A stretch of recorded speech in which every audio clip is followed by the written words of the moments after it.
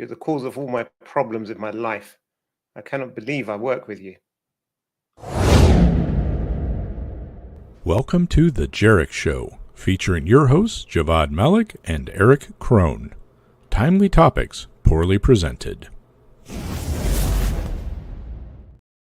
Hello, hello, hello, and welcome everyone. Welcome one and all, wherever you are, to The Erich Show, the only show you need for your news, views, and ill-informed opinions on cybersecurity. Speaking of ill-informed, let me introduce my co-host and friend, occasionally, Erich Kron. How you doing, Erich? Pretty good. I tell you what, I am super excited that you actually referred to me as a friend. I don't know that you've ever done that on the show. I know, it was a slip of the tongue, but... Well, yeah, just I'm coming to you this week from my new office, which is really echoey right now because we're still kind of building it. So I'm sorry about the audio. It's a little weird, but yeah, you said earlier you like my FBI interrogation room background, and yes. we will be working on that. But how have you been? What have you been up to? Nothing much, just living the dream, as they say, I think. Okay. One man's dream is another man's nightmare. Speaking of nightmares, how about you? What about you? You know, we're moving, which is always a lot of fun. You know, we've been building a house out here a little bit north of where we've been living. And so that's starting to come together. So now we're moving all of our junk over here so we can put the other one on the market. And I got to tell you, this is probably my least favorite thing to do. You know, I tell you, I sympathize with you. I have empathy because I've got 3 or 4 items here that my wife's been telling me for months to put on eBay to sell. It's like one of them's like an old bicycle that my son's outgrown. One of them's like an old top box for the bike. It just like, and now it's just there collecting dust and everything. And every time I walk past it, I'm like, oh, I need to do it. I just can't be bothered to take a picture and make it.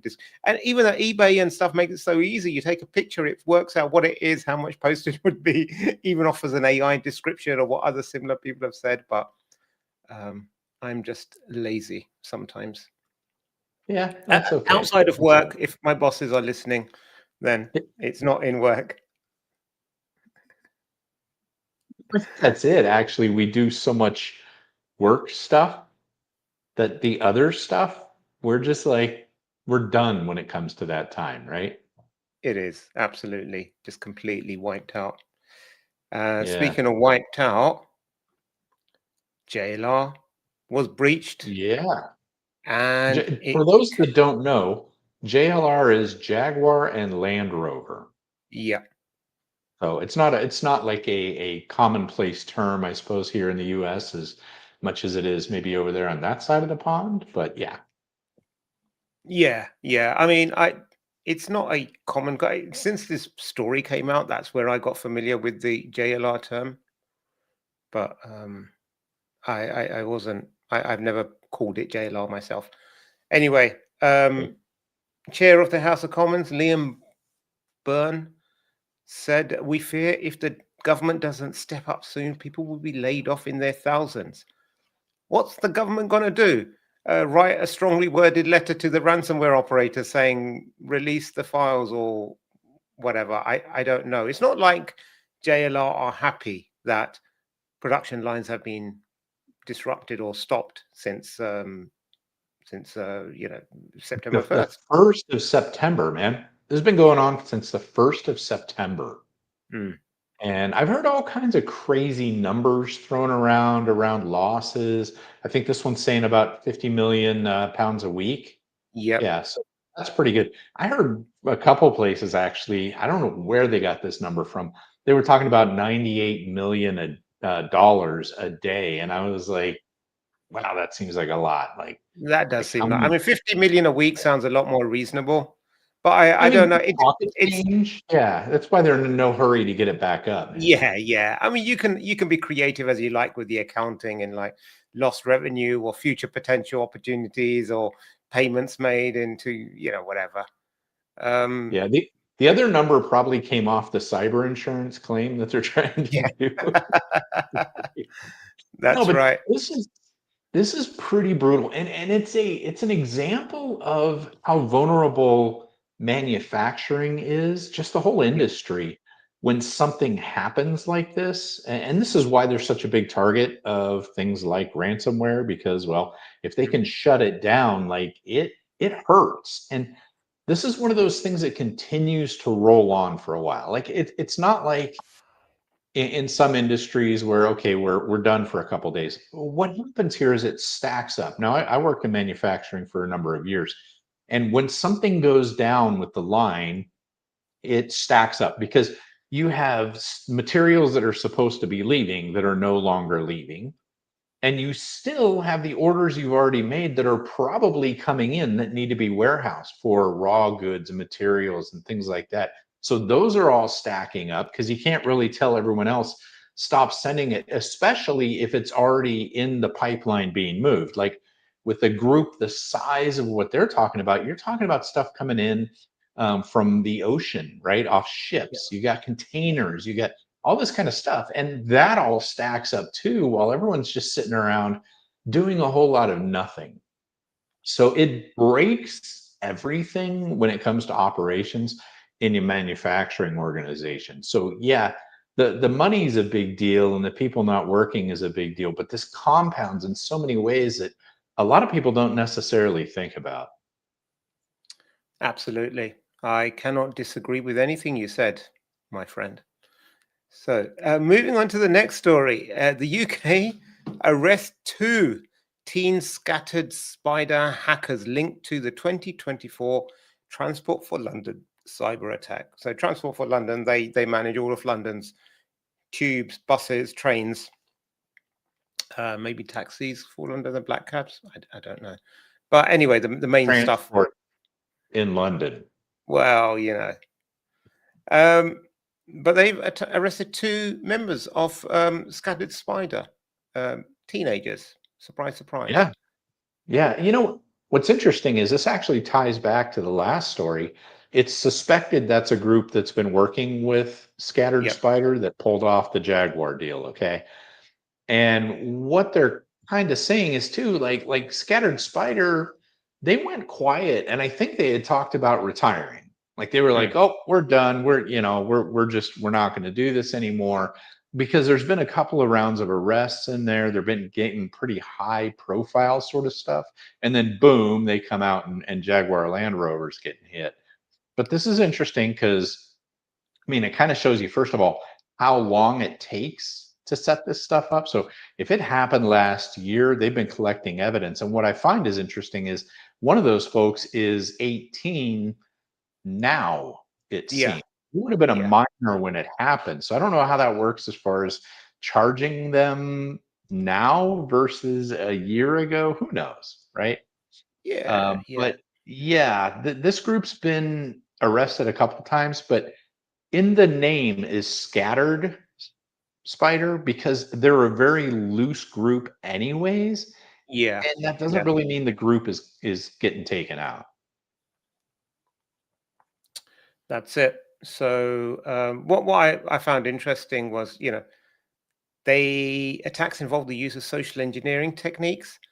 And I'm thinking, just you pointed out, the kids were probably like 16 at the time. How can a 16-year-old just call, his voice hasn't even broken yet. It's like, hello, I forgot my password. Can you reset it for me, please, sir? And someone said, yes, okay, you sound credible. I couldn't even speak to someone like with even when I was legitimate, had reason to do so with confidence when I was 16. And these guys are going out social So engineering that's an people. interesting point, Javad, because this is the same group that is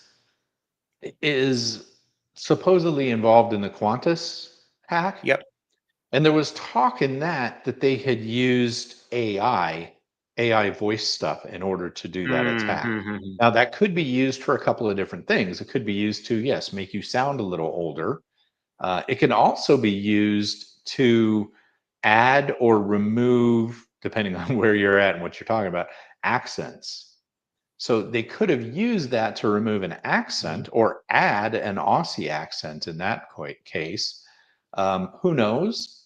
But it sounds like they're not against using AI to do voice stuff in there. So that may solve your little issue there. It could very well do so. You're right. I had not thought that far ahead when I made my comment. But that's what you're here for. Been thinking. Yeah, I've been thinking this morning. I've actually been trying to kind of up my game on some of this stuff and get back to learning a little I'm bit more impressed. about it. It is showing. I'm truly impressed, because normally your attitude's very like, I just really don't care. Today you are caring. You know, it's very good. So Maybe it's the paint fumes in the new room. Maybe that's what's doing it to me. yeah. Oh dear. So SonicWall urges password resets after cloud backup breach. But the good news is it only affects under 5% of customers. How much do you actually believe that? Well, there's some funny things to say here about this. First of all, 5% of their customers might be 3 people. I don't know. I'm not trying to bust on SonicWall, because that was like one of the first kind of firewalls I managed. WatchGuard, SonicWall. We had a couple of that stuff around. But you just don't hear that much about them anymore when it's compared to the big enterprise stuff, Palo Alto, Cisco, all that. But yeah, it's the configuration file. So I'm almost prone to believe maybe 5%, because if they didn't get that much, they went basically through the My SonicWall side, which is a cloud offering, I believe, and that's where they were able to pull that. Now they got the backup files. Okay, that's cool. I don't know what's in them, how well they're encrypted. It could be old, like ROT 13 or something. Who knows? But I mean, but apparently it appears, because they're telling people to change their passwords, that maybe secrets were involved. In other words, credentials, passwords, things like that. But the thing about it is, when you get a firewall configuration, there's a couple things that are useful with that. Like, you're going to know where the holes are, right? Like what's allowed, where it's allowed through, and all that kind of good stuff. If there's source IPs, things like that are allowed, or how they're doing their blocking. So that can be useful. The bad news is, on the other side, you can't just go change those like you do passwords. I mean, you still need that connection through the firewall to make those things work. That's why it's there in the first place. So you can't exactly go close those things down on everything just because you're like, hey, I've got a problem here. Somebody knows about that. It's not an easy thing to just go, well, I'm going to change that to this port, or I'm going to change that to this source IP. Because no, yeah, especially if you've been working in sort of like large organizations. I know half the time people are scared to make any changes, even when there's a change committee, because people are like, we're not entirely sure what that's going to break. Yeah. okay, right. So everyone has a nice weekend. I kid. Don't push the prod on Friday, right? One does not mess with things like that if one does not need to, because a lot of that stuff is in there. However, I will say this would be a good reason to go in and audit your rules, which I think is probably something not a lot of admins tend to do. If Right? it's working, man. I mean, yeah. you don't want to breathe on your firewall the wrong way in case it breaks something, and then you're like dragged across the coals for the rest of eternity for your mistake for taking this system offline. It's just not worth the risk, I think. When you look at the personal, there's organizational risk, and then there's personal risk. And I think the personal risk of making a change to a firewall far outweighs any organizational risk that you might be exposed to. Good news is, if this is indeed, which it probably is, on-prem firewalls, it's probably not as bad, especially for organizations that use a lot of cloud services. Yeah. It's not going to be quite as funky as it used to be when everything was on-prem and your firewall was blocking, all this crazy stuff. So it may not be quite as bad, but it's still not good. I know. Anyway, I've got one last Anyway. story here. I pulled it up after you'd pulled together these stories. It's not quite a cybersecurity story, but I thought it's interesting. So Google has announced they're injecting Gemini into Chrome. So now it's effectively an AI browser. And as the subheading says, some users will be looking for the off switch. So there's a whole bunch of features, but it's kind of like they're going to be agentic tools built into it as well, where you can ask it, like, go book my flight or something, and it can go off on the browser, use your saved credentials. It can manage your passwords if you're saving them within the Google browser, the Chrome browser. And it's kind of good, but also there's a very subtle chain difference between searching the web and searching on AI, so that it turns into a chat, which I think a lot of people are going to be a bit confused about. But I think that the challenge, I think, on this is like we're getting so many AI tools, so many agents, so much agentic capability. Are we actually ready for it all? And where does this data go? I mean, Google's been notorious for hoovering up all sorts of data in the past. Does this give them even more opportunity to do so? Yeah, Google's been under fire for that for years. Remember all the stuff they got with essentially war driving and driving around, picking up all the Yeah. SSIDs and areas so that they could then, use that for location and stuff like. I mean, and I get the idea behind that, but yeah, you're right. They've just been sucking up all kinds of stuff, and it's interesting because if you go out to Google and you do a search, what's the first thing you get back? Well, you get an AI reply anyways. But as we continue to go down this road and people are getting more and more comfortable with LLMs and having those chats like that, I can see where they're driving into that here a little bit. But here's the thing, man. How much more AI can we handle? And I mean that from the standpoint of like power usage. And I mean, when we're talking about setting up these data centers and running the AI stuff, there's so much power being burned that I've seen some people say that I want to say by 2030 or 2035, I think maybe when they were talking, it could be further out than that. I don't remember the exact date, but they were saying these data centers would have their own little nuclear power plants, which, right?